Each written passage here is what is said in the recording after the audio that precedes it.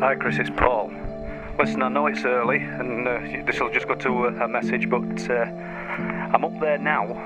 It's about 5 AM, maybe just after, and I found another one.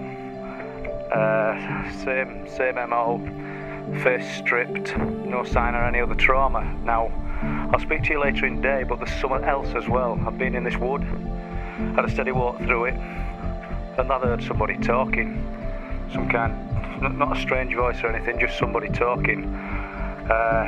Sort of unnerved me a little bit because I've had to walk back same direction. There's nobody about. If you were at this location, it's very close to where we were earlier in the year when we did them all-night vigils, you'd understand why. So I just thought I'd tell you that. I'll catch you later in the day, mate. Bye-bye.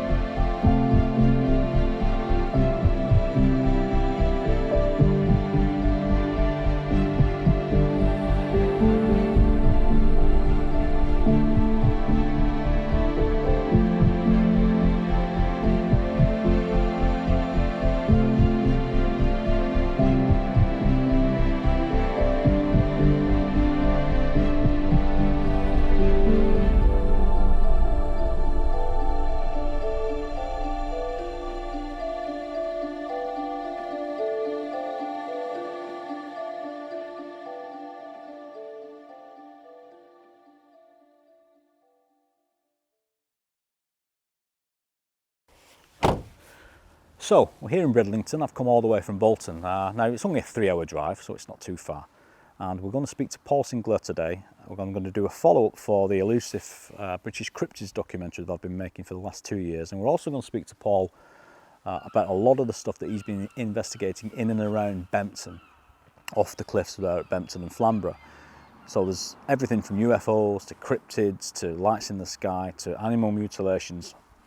You name it, it's going on here in Bempton. So let's go and speak to Paul and see what he's got to say. So to clear things up, this is a bit of an off-the-cuff documentary, isn't it, Paul? We sort of, the last time I was here was 2 years ago when we were filming for Elusive, British Cryptids, about the Flixton werewolf, weren't we? But even at that time there were strange things going on in this area. So tell us a little bit about the area, Bempton, and include anything in the surrounding areas, because you've been looking at this for a long time, haven't you? Area is unique, without a doubt, but I say that and then I find I'm contradicting myself, because I believe areas like this do exist all over the UK. I think it's, and I'm nothing special, but I've just got a lot of time to devote to it. When we've got every sort of manner of phenomena seems to be manifesting in this location, around where we're sat now, within a 3-mile radius, within a 5-mile radius, it's occurring. You've got big cat sightings, you've got UFOs, you've got these unusual animal mutilations that have been taking place throughout 2017 into this year as well. It's all linked. It seems an impossibility that it could be linked, but I think by closeness of proximity and the time frames that it's occurring in, then it must be. No, I think you're right, Paul. I think it's too much of a coincidence. There's too much going on in every field: ufology, cryptids, military goings on, if you like, if that's the right terminology. Yeah, I think there's just too much going on for it to be coincidence in my mind. When I rang the Historical Records Office, probably, I don't know, 5 years ago when I was researching the first book, I rang inquiring about the Board of Inquiry report for a tornado that crashed in rather strange circumstances off Flamborough Head, same area, ZA610.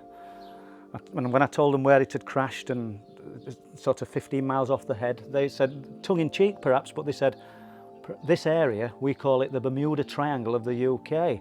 And I thought, wow, I'm going to include that in the book. I mean, it just seemed too good to not to.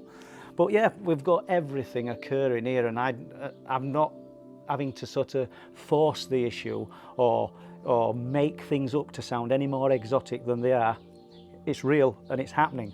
Can I prove it? That's the difficult one. I mean, that's the sticking point here for sure, mate. I mean, the evidence is just very difficult to prove. Of course, yes, it's anecdotal, and I believe a lot of the witness testimonies, I mean, you can only take their word for it. And in regards to the cryptid cases, that's all we've got, isn't it? We've got the witness testimonies, which is pretty strong, for my meaning. There are some weak cases in there. The historical cases are difficult to prove because the person's no longer around, and you get that Chinese whisper effect, don't you? Yeah. But I think your research particularly goes back, decades, some of it, doesn't it? But in regards to the cryptid cases, what is it people are saying, or as I found speaking to some of the public and the farmers in particular, what are they not saying? The people I've spoken to, the newspaper archives, the pictures of the animals mutilated, from porpoise to sheep to deer to badgers, they're all in the same area. Now this thing, whatever it is, seems land-based, air-based and marine-based. So it's no normal predator, and it is a predator. These animals are absolutely devastated. I know that's jumping from the UFOs, but once again, paranormal soup. Well, I'm like you. What I try to do is I try to present the evidence and the witness testimonies in their own words. I try and either speak to them, film them, or record them if they're willing to do that, which a lot of them are not. And today I'm hoping that this guy down at the harbour, we're not going to say his name, but we're going to go down there now, aren't we? And we're hoping that he's going to speak to me, and obviously I don't think he's going to let us on camera. He's already made us aware of that. But if we could even get the audio, I'm sure people will be really interested to know that and hear this guy's story, because this guy's been around, Bridlington, Bempton, that area for a long time. I think you'd be interested to hear his account. I mean, he's quite sincere. He's quite positive about what he saw. He says it was the size of a small horse, or the size of a young horse. I think he calls it a young horse. Now, but it weren't. This thing looked like a baboon. But wait till he tells you the story to see whether my words are going to back up what I'm saying. See if he's going to back up what I'm saying now. To me, it's an incredible account, and just goes to show that 40 years ago, these things were nothing new. We're talking about the Dogman related stories now and all that as though it's new. People were seeing this 40 years ago. And further back than that, I would imagine. I mean, you're more of an expert on that than me. But I believe this guy's story. And whatever he saw, and he still lives in that area, he's never seen before or since. Just a one-off sighting. Well, we were poaching and gone along top, and it's the first time I kept saying to him, because nobody could always go up there and get yourself a few rabbits, maybe an hare. And for the first 2 days, nought. And I kept saying to him, somebody's either pulled, no, they haven't pulled them. But I'd noticed a couple of my snares, because when they used to hit them, they'd stand straight up, because they were real thick wire that I made me send. And there was 2 or 3 was straight up, and they went out in them. Now, my mate was up there and he was dawdling. And I looked back like this thing came over the top. And I'm talking well, look at it this way, the edge was a lot higher than me, and this thing hit the deck, right, on all 4 feet. Looked around like that, and I just, because I thought it was an horse. And I'm looking for a great stave under edge bottom. But come near me, mate, you're going to get, I'd have shoved him first, eat him and that off. But it was big, and I mean big. And yet, the next time I went up there, I used to take my rifle with me. I thought, if it's coming near me, mate, it's going to get a gun. Oh, it was big. It was big, mate. And it shot across that field, took one look round like that, and then gone. But it was big, and I mean big. So from then on, you took the gun up because. Oh yeah. Was it bigger than you? Oh yeah. When it hit that deck, now I'll say. So it weren't anything you're familiar with, I've never seen it being before. the size of a small horse or. I thought it was an horse. I did honestly, but I thought it was an horse over that edge. Well, you said it was muscly, didn't you? Oh yeah, yeah. It was. It just like it looked just like, you could imagine a lion, but a baboon shape. Yeah. It was like that. Paul, the next thing I want to talk about is really the creature itself, or whatever this thing is that's attacking these animals. For my money, and I think you agree, that we're not so sure that it's an animal, are we, because of the nature of the attacks. And for anyone watching this, they're also going to say that it's a dog attack, isn't it, or a fox attack, or some other predator that we don't have here in the UK. So, no, what are people saying about that? I don't know if anybody's studied dog attacks on sheep and livestock, but a dog gets very excited and is very vocal when it's chasing the sheep. It will also just grab the sheep anywhere it can, and it'll come away usually with a mouthful of wool and skin until it wears sheep down sufficiently that it can just kill it and bite it to death. This predator's nothing like that. This predator is just literally taking out the throat, bleeding these animals to death, and that's the end of it. And we found badgers skinned. Who skins a badger so it looks like it's got a little pair of fur trousers on? Well, the other thing I should mention here at this point is the human element to this, because a lot of people watching this will be wondering why we are not addressing the fact that it could be some lone nutcase going out there mutilating animals. And it could well be, but it just so happens that a year long now, permanent investigation going on this farm has not found any evidence of that happening. It's a remote location. It's not a place you can just wander onto and go unseen. And there's even been police snipers up here in the evening when it was thought that some big dog or something else was attacking the livestock up here. And they only did, I think, 2 nights, but didn't manage to film and stuff. And as soon as they left, the attacks started again. So what do you think about that, mate? I'll show you some of the images and you can decipher this, where sheep are being killed and having the throats torn out and the skin stripped off their faces, but no meat taken. Whatever creature is capable of doing it is doing one a night. First the farmer left the carcass hoping that it would come back to feed, only find the next day it's done another one, and then it'll stop for a week, or it'll stop for 2 weeks, and then the pattern begins again until this guy's lost 40 sheep.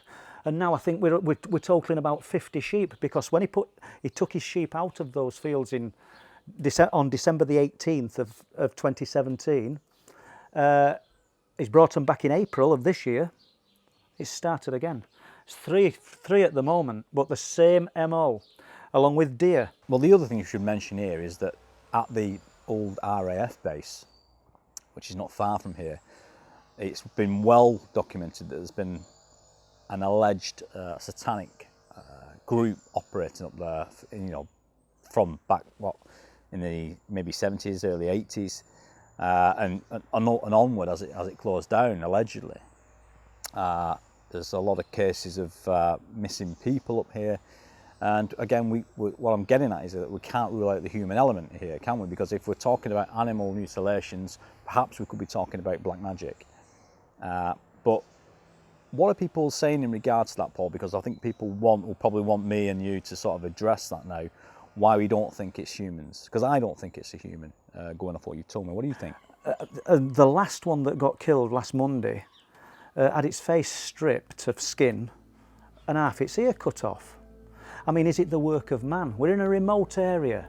If it is, he's travelling quite a way on foot to do this, and taking, I would think, considerable risk, because he'd have to have a flashlight surely to catch these animals in the dead of night. I'm going up there at 5 a.m. and before in some instances, and I'm not catching whoever's doing it. I say who if it's a man. What throws me off the idea that this is a human that's doing it is the fact that at the same time that these sheep were being mutilated, we're finding deer mutilated. And I don't know if anybody's ever tried to catch a sheep, but believe you me, you'll not catch one on foot. So imagine trying to catch a roe deer, stag. And that's what they're not picking on fawns or weak or injured animals. The sheep, there's 300 sheep in field throughout 2017, plenty of lambs. We're not bothering with lambs. We're taking 80 kilo ewes. Now, as much as everybody wants to think that they're little fluffy clouds on legs, if anything that's potentially going to die is going to put a bit of a fight up. There's no signs of a struggle. Whatever is done has just hit these animals and just absolutely knocked them out on the spot. Whatever had hit that roe deer that I found had looked like it had blown its ribs up. Looks like it had just exploded its ribs. I actually thought, has it done it from inside out? Because I couldn't understand it. It's you know, if a fox had predated on this animal, or a badger, not that I don't think they could, they would have gone for the point of least resistance. They'd have gone for the stomach. They'd have gone for the back end to get into the food. They wouldn't have gone for the ribs and just had to annihilate the ribs. I said, but this creature or whatever's done it has done just that. And then to do that and just decide it's only going to eat half of its liver or remove half of its liver, and its kidneys had gone, I think, but no sign of them, to me is absolute crazy. And then we've found deer with their heads removed in the dike. I've got some examples that I can show you, Chris, at pictures. And then on top of that, throughout the year, these porpoise with the huge holes in the sides of their head and below the jaws, and in some cases sections of jaw removed underneath. I can't 100% say it's got to be the same thing that's killing them, but I have to jump off the fence at some point and say, yes, I think it could be the same thing that's killing them. And if it is, and it's marine based as well, it rules out anything known, unless somebody listening to this can come up with an example that's explainable, because we know there's plenty of people out there that think if science can't explain it, then they've got that famous one which seems to be bandied about quite a lot at the moment. Well, we just aren't advanced enough to find an explanation for it, but there will be an explanation in science. Well, I'm sorry, but I don't think there is. Not for this stuff. And I don't mean what Paul Sinclair's looking into. Not as a whole. I don't think we've got an explanation for a lot of this unexplained phenomena. And that's why I think acceptance that it's real and we don't understand it has to come first. Accept it's happening. If we can't understand the mechanics of it, tough. Well, I know you've spoken to the farmer up there, haven't you? And he's given you us both permission. He's given you permission to allow me on there to see if we can just solve this conundrum, this mystery, and really help the guy out, because I know he's getting very, very worried about what's happening to his cattle. So let's make a move. We'll go and set up, because it's we want to give ourselves plenty of time. I'd like a look around the area, so let's make a move. Right, we're sort of at this area where things have been happening since 2017. I first became alerted to it, as I already said, New Year's Day. But we're on the fields. We're not going to disclose where, because it's just not fair to people who have to live this and work this for a living. But that is an example of the sheep run. Obviously we wanted the corralled area where they'd run into that holds 6 sheep nose to tail. Well, imagine on 28th of June, this same sheep run, probably the very same one, had 30 sheep in it. How could that be? Dead of night. And somehow 30 sheep have been forced into this, jumbled on top of one another, looking like a complete just pile of animals in distress. And as I say, some of them were dead when the panels were removed. So it just gives, while we're here, we just thought we'd just give you an example of what I've been talking about.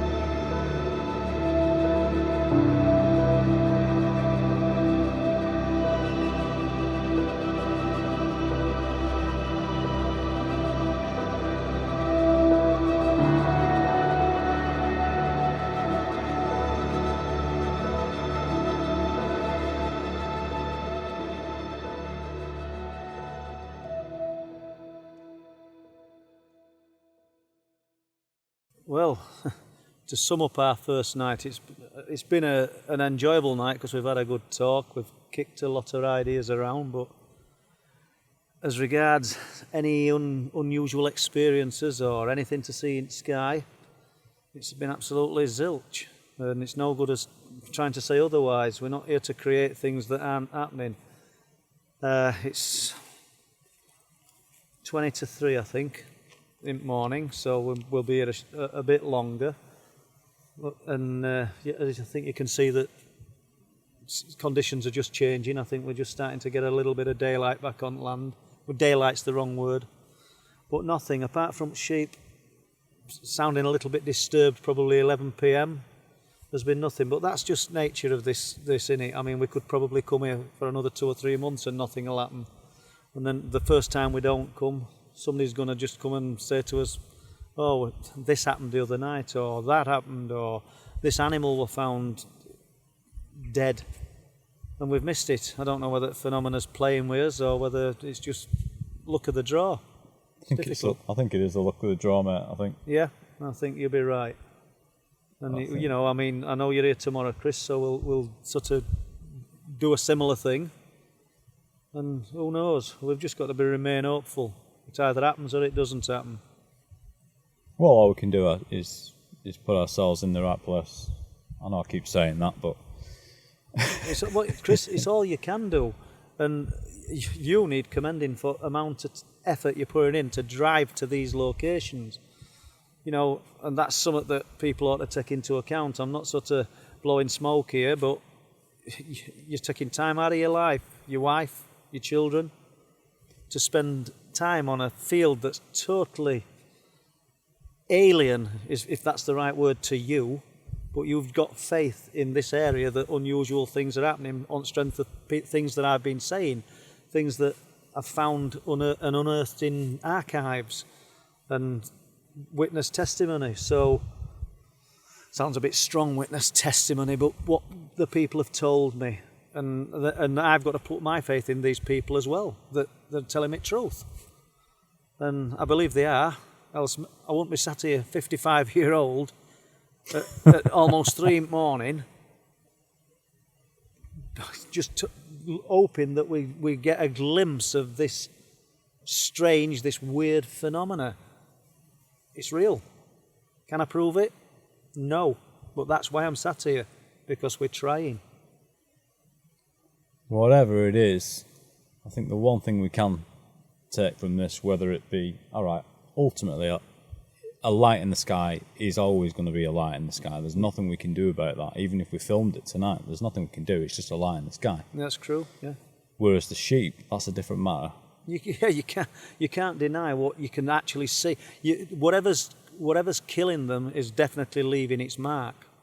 Stripped off faces, stripped of skin, and various other things done to them, like what animal cuts half an ear off? I mean, I didn't find the last one, the farmer did. He says, I think you better come and get some pictures of this, and that's what I did. What explodes a roe deer's rib cage and then leaves behind the rib cage the internal organs looking pristine apart from half a liver. You just, you know, I mean, like you've just said, Chris, if it's humans that's doing it, I'll hold my hands up, and if somebody can prove to me that that's what's happening, I'm quite happy to accept it. I really am. But I can't see it. But I mean, and likelihood of people want to use the term aliens. I mean, I've no idea if they're aliens. I've absolutely no idea. They can't be travelling from other planets if it's something alien related, as people want to perceive something that looks like an alien, because they're already here. People have been reporting these things since before the written word. So these things aren't travelling from anywhere. In my opinion, they're here. I don't know how they have evade us so much. Likewise, these stories of the Bigfoot and the Dogman, I don't know where the truth of it actually lies. But lies on the other side of the coin, I don't think the people are lying. These people aren't full of lies. They're definitely seeing something. Some of them might want to elaborate. Some of them might be complete hoaxes. But there's too many people stepping forward to sort of seen these things for them all to be. And, you know, I mean, I don't profess to have answers any more than you do, Chris. But all we can do is place ourselves in these locations and hope that we're lucky enough to capture something. That's all we can do. Yeah, there's nothing else we can do. It's as frustrating as it is, you know. Personally, I'm getting on for 2 years. Yeah. And still, obviously found those footprints, but they could just be, again, I can't rule out that it could be a guy up there. I can't rule that out, because it's always a possibility. It's always going to be a man before it's a beast. Yep, it's like this what we're doing now. It's like chasing smoke. It's just, it seems an impossible task. I mean, if it's a phenomenon, it's definitely one or two steps ahead of us, if not more. If it's a man, he's clever. To make his way to this remote area just to do what he's doing, and then under cover of darkness, because these procedures that are being done on these animals must be being done in dark conditions. I mean, we've got lights on up here, and I've got permission, as you know, Chris, to be here, because there's not a lot of dwellings around here, but to go through as many animals as what is happening, I mean, they'd be caught out eventually. I mean, I just don't know. I mean, I want it explained, and it won't hurt my feelings if it turns out to be people. Yeah. I want it explained, and there's only people like you and myself who's willing to put ourselves in these places at silly o'clock trying to find answers. And basically that's what we're doing. I mean, I'm tired now, and I know you are, and we're going to do it again tomorrow. Yeah, we better get packed away and we'll give it a little bit longer, and then get some kip, and then come back again tomorrow. Yeah, that's all we can do. So last night was a great night, wasn't it? Beautiful skies, beautiful weather. It was a warm evening, but alas, not a no-show again from the Bempton Phenomenon. We did our best. We spent another night. The weather's not as great today, but we'll hopefully get back up there tonight. And again, we've said, haven't we, and I've said in previous interviews that I've done, that this is not a mystery that's going to be solved overnight, I don't think. And I know that you've been at this for a long time, haven't you? I'm supposed to be doing very little now, and I find I'm working all the time, up at 4:30 at the moment with these animal mutilations, and I'll be bite to eat, quick drink of tea, and I'm out in this affected area. Probably I'll be there at 5 or just before, and I'll be walking back off those fields at 8:30. I'll be ringing the farmer to tell him there's either something's occurred or nothing's occurred. Bulk of the time, nothing's occurred. This phenomena doesn't perform to order, as a lot of listeners will know. But the cliff top sort of saga, I don't know what you'd call it, is a strange one. It was late on in year, probably November, and me and Andy Ramsden had gone down to RSPB Reserve. Obviously, I'm saying obviously, but we were trying to catch these lights. That's what we were trying to do. There's viewing points at Bempton Cliffs, like, it's all built out of wood, because it's a bird sanctuary, so you can see birds down on cliff because it has you a bit out. And we stood there looking out to sea, and I heard something like clamber up the cliff. And in my peripheral vision, on my left-hand side, something seemed to spring up from cliff edge, an animal, which is, it's incredible if you looked at these cliffs because they're sheer. So I don't know whether, I didn't imagine animal because I saw it. It were on all fours and it were large. I'd have said it was a deer, that's the size it was, or a pony. But nothing would be on edge at cliff. It just seemed to spring up and it were away. It must have cleared the fence, which is about 41 inch high. How do I know it was 41 inch high? Because I've looked into missing people and other things, and I've ended up measuring it over years. So it cleared a 3-bar fence and it were off field. I don't think it were a deer because it were heavy on its feet. I could hear it going up the field, and that's the only thing Andy got from that experience. He could hear it. It were one of them things, pitch black night, it were there on that side, and I traced it as I'm watching it going into darkness. Paul says, "Did you see that?" I said, no, I didn't see it, I heard it. And then I was spooked then, me, if you know what I mean, because it's we go and we have a laugh and you think, but you do expect to see something because it's a strange place, but when something does happen, then it's because I get spooked easy, me. Like Paul will say, "Are you alright?" And I say, "Yeah." But if I can be there for 4 hours or 2 minutes, because when I'm there for 2 minutes I think, I don't want to be here no more. You know, you get that fear of dread like we were on about. After that, we didn't think too much about it, and we probably stayed another 2 or 3 hours. But then, on the way home, back up to the car park at the RSPB, I stuck a torch into the field behind RSPB Centre. And obviously, we're not so green as grass that we don't see eye shine and mistake everything a rabbit or a fox or a badger. But this were different. There were 2 large eyes, and they looked a yellowy white. They were strange, and they were big and wide apart. So we knew it were none of what I've just mentioned, and they seemed a good distance off ground. Andy got a bit nervous. As Paul's torch lit the ground up where it was, it looked like I saw its face look from like left to right, like it knew we were there, if you know what I mean. And I just remember it how flat it's like the top of its head was, and the bone structure above his eyebrows, kind of, I wouldn't say, kind of monkeyish, you know, like how it, you know, like see Planet of the Apes, and it's like they've got a prominent brow, haven't they, if you know what I mean. Looked like that, but I don't know if it was catty or not, to be fair, or out like. I just remember because I was scared because I was looking at it. I didn't want it to come and get me because Paul had walked off, and I says, well, I said to him, I'm scared, like, so are you coming back or what? I started walking across into the field. You have to go up a bit of a bank, and Andy didn't want me to go. He's shouting, come back. I've got the torch on this. I'm not the only one that can see it. Andy can see it. After a while, I swear we could see it blink, and he thought the same. But after a while, I don't know whether it dropped its head or it just disappeared. And Andy's shouting, where's it gone? It's gone, Paul. And put the torch back. It's back, but it's moved further back. So I carried on going. I must have walked to probably 40 yards out into the field. Do you know, since I met Paul, he's one that he don't give up with it. You know, I've got kids and stuff like that, so I have to like find time for it. But Paul's constantly on it, and he wants to. If we see something, he'll run straight towards it, if you know what I mean. And that's what he wanted to do, like go find it in the field. How frightened me. I thought, I'm stood here on my own now. So I thought, yeah. But Paul wanted to go find out what it was, if you know what I mean. I felt, I just sort of thought to myself, I'm being lowered out into the field here. I sound daft because I'm here to tell the tale and nothing happened. Do you know what I mean?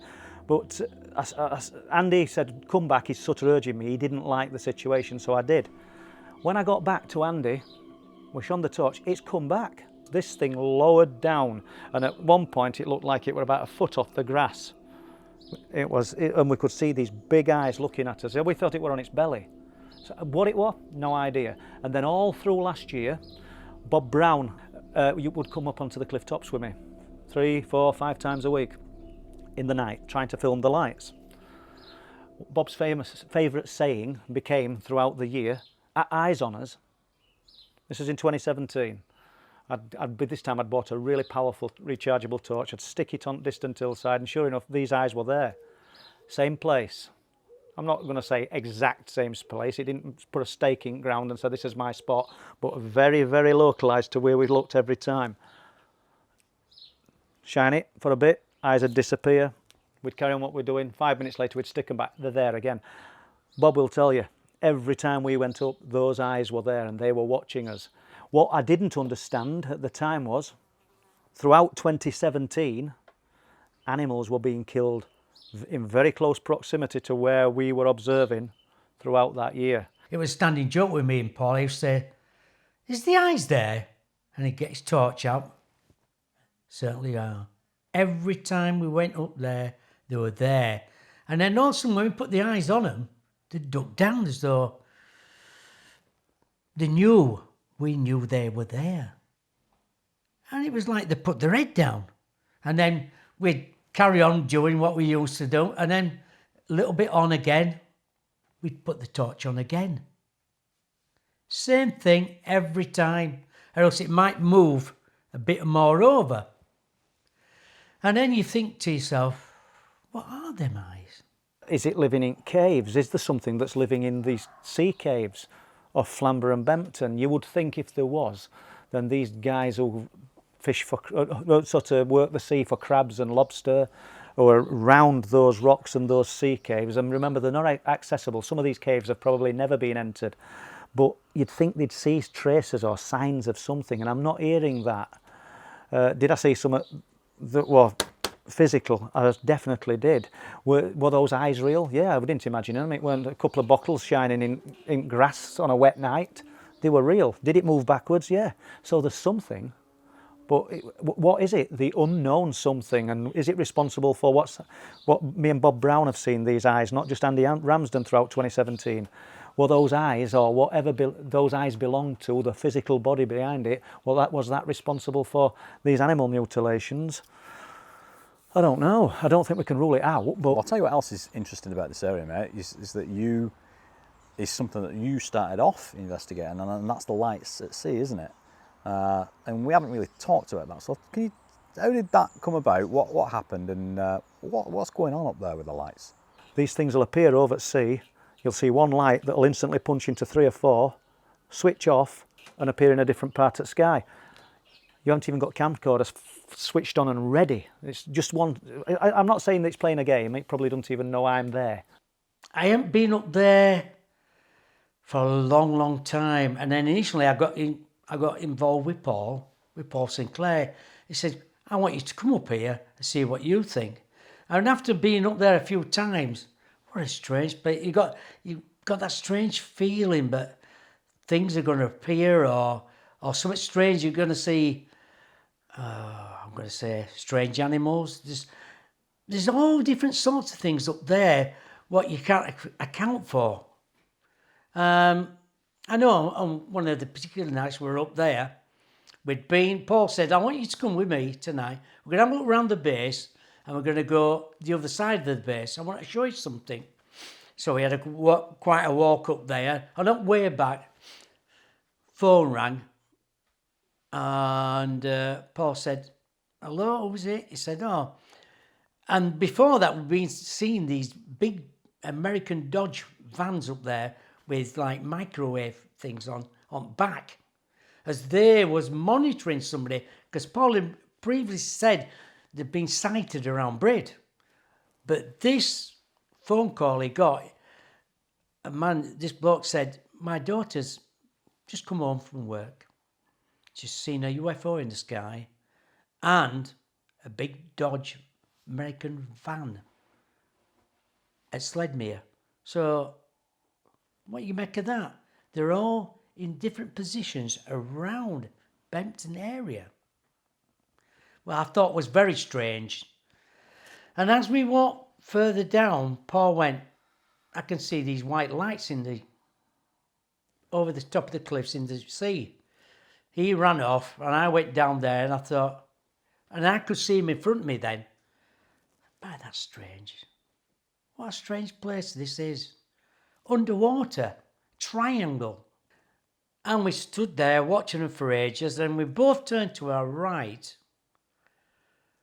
and we saw this red rectangle object, or what could it be, on top of the cliffs. We both actually turned at the same time. If we hadn't, one of us had missed it, but 2 of us had seen it.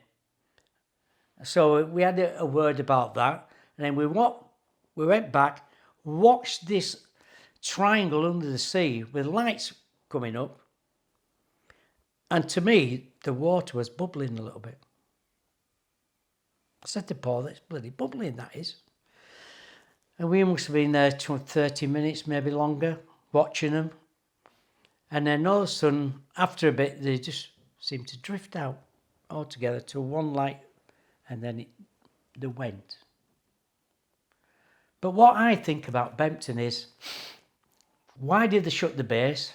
Why is the people being seen up there in white overalls?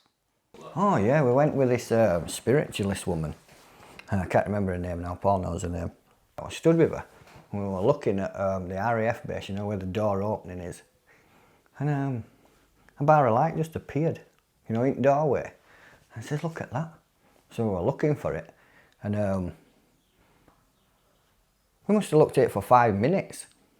It was just there, like someone had put a strip light on in the doorway, but it was more of a, it wasn't a yellowy glow, it was a white light, like a white when it disappeared, it seemed to turn and disappear. So, because we were moving sideways and it just seemed to, I don't know, turn out of focus. Yeah, turn out of focus. That, I don't know. And I've heard like bangs under his feet and all when we've been stood up there. You know, like, I won't say what because it were my mum used to live on in Ulrum on a white house, and when the sea hit the cliff, you could feel a boom in the floor, but that were a different boom at Bempton. It was more like I don't know, like a deeper boom. Like potentially underground? Yeah. Within the cliff face? Yeah, because I says to Paul, I says, there's something going on here, isn't there? There's something going on down there, isn't there? Because maybe the lights what they see on the cliff are not coming off the cliff, they're from in there. A lot of people I've spoke to have observed the strange light phenomena on the cliff tops, in particular a blue one that's almost mushroom-like that's been seen in these fields by totally independent witnesses have said they've felt absolute fear when they've seen it turned and gone home. And that's been, I know 3 people that's seen this, almost like a cloud, mushroom shaped on the cliff, with all lights punching about inside it. No defined shape, apart from the mushroom shape, but no defined thing inside.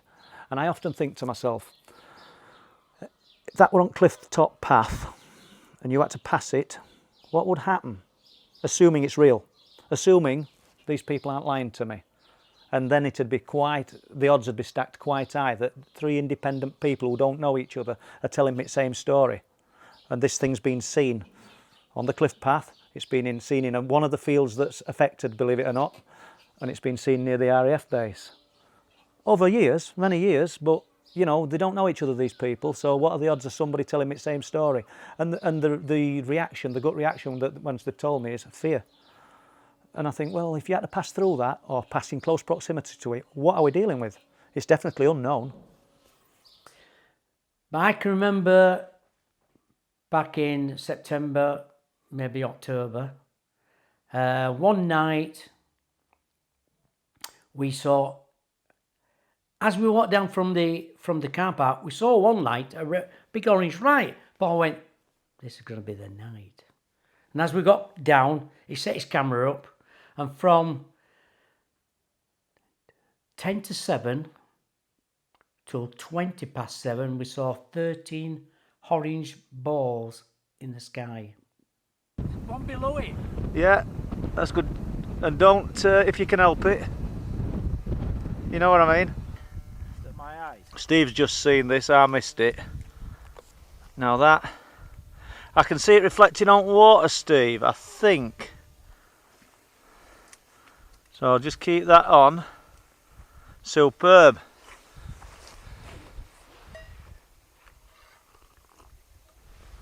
There it is. And it's away.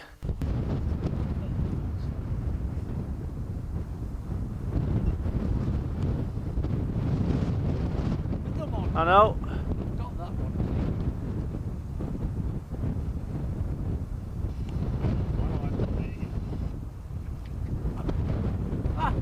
No wonder they dubbed it the Bermuda Triangle of the UK. I mean, that's coming from guys that have been fishing these waters for decades, isn't it? So, but it's not just that. Strange things have been happening in and around this area for a long time, haven't they? To, you know, friends of yours and people that you know, and that's been reported to you, hasn't it, privately? You know, the stories, particularly one on Blake Lane, which is just off Cliff Lane. And I'd need to explain that Cliff Lane is about a mile long, and it leads to the cliff tops where we're doing the observations. And it's a single track road, not a fast road. It's very windy and up and down. And there's a dirt track that runs off it called Blake Howe Lane. If you were in Bempton, you'd call Blake Black.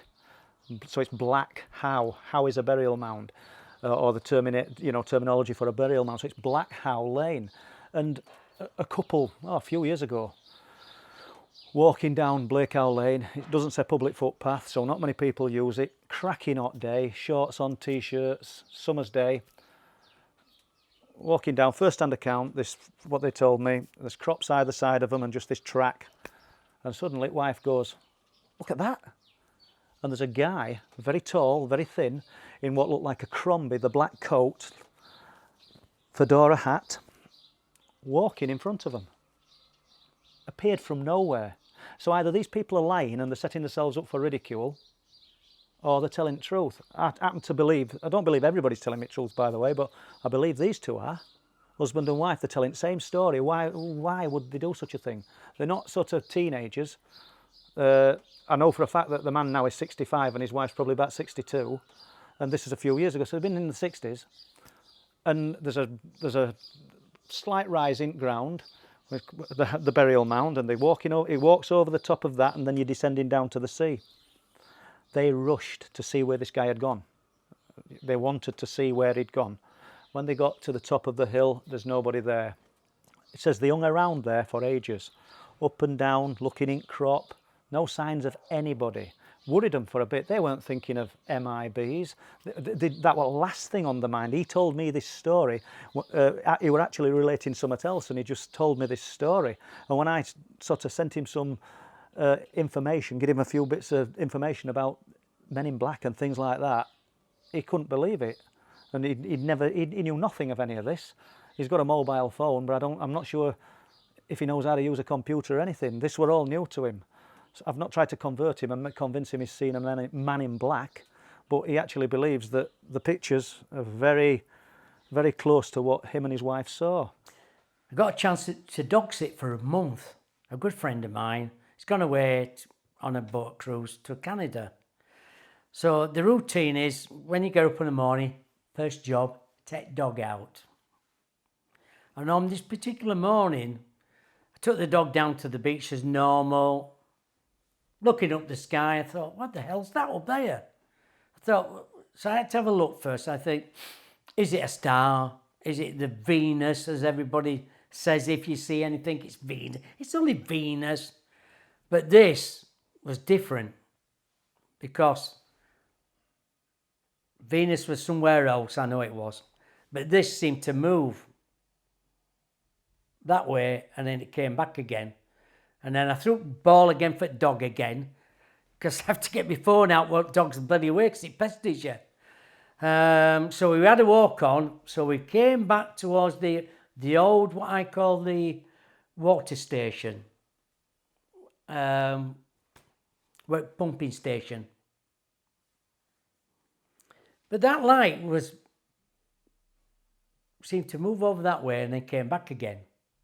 And I thought, that's strange. That I tried to take a photo of it, unsuccessful. Just won't let me. I don't know why. I tried numerous times. On the 13th of September, I was there dog sitting that particular night. And I'm watching telly, like I'm here, telly's in that corner, patio doors, a massive patio doors. And I've looked and I thought, what the hell was that? It's like somebody was watching me through the window. And it looked like a Zorro type of bloke. Strange that on. And I thought, that's strange. And then I looked again, it had gone. So I sent the dog out. I thought, I'm going to let dog out in case anybody's trying to break in or anything. Dog went out, barked a few times. I left him out, shut the door, came back in, let him, and then I went back out to have a look. Not a soul about, nobody. So what happened then, I think it was September 16th, I can't remember the exact date. So it got to about maybe 8 o'clock and the doorbell went and I thought, who the hell's that? As I got to the door, I could see a reflection on the other side. And it looked like 2 police officers. I thought, well, are they knocking door to door? So it might have happened, you know, burglaries. And as I opened the first door, I was just flabbergasted. I just couldn't believe what I was seeing. Because I've heard about Men in Black. So when I got to the other door and I opened it up, I said, yes, can I help you? Yes, come to see you. I said, why? He said, because you've been seeing things what you shouldn't be seeing. So I said, well, how do you mean then? You know, he said, you know. And then there was a little bit of a pause. I was trying to look at the face. It was so smooth, the skin, there were no wrinkles in it, no hairs, no eyebrows or anything like that. And their eyes were black, really jet black, so strange. And it was light as well.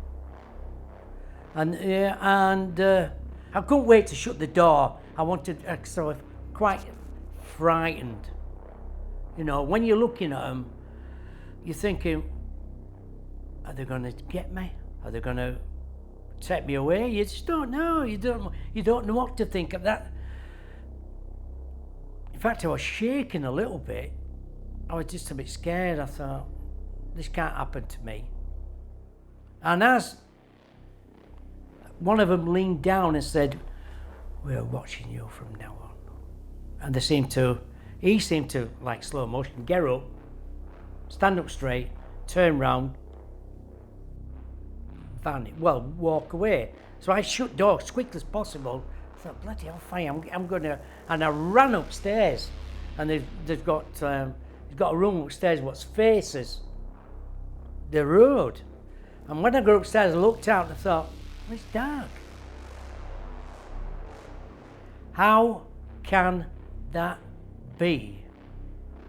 And I looked left, I looked right, gone, vanished. And there's quite some lights out there. Gone. What do you make of it? I don't know. Scary? Yes. Frightened? Yes. Didn't know what to make of it. Went back downstairs. Dog was barking, and I mean really barking outside at back.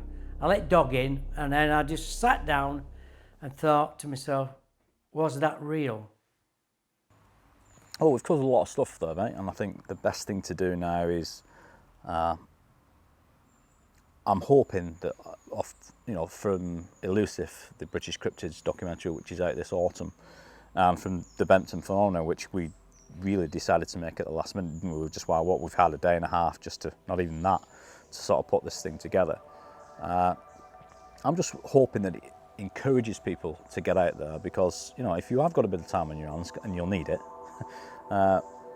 what advice would you give to people that are looking to get into the alternative media, or just investigating strange goings on in places like Bempton? Basically, it's hard work. People have got to be prepared to put in that effort, and that means standing out in these remote locations. Christmas Eve, believe it or not, we were there. Not all night, but it's basically hard work. It's getting in archives, proper archives, not searching internet for friend of a friend posted this and it just gets lost in this undiluted, or this diluted mess, should I say, where nobody actually knows what the real truth is. Find the real truth, the source of the story as often as you can, and work from there. Nobody else can question your research then. If they want to do, then they've got to do research themselves. I mean, I'm not perfect, I'm not infallible, but I look for first-hand accounts wherever possible. It's the only way to go as far as I can tell.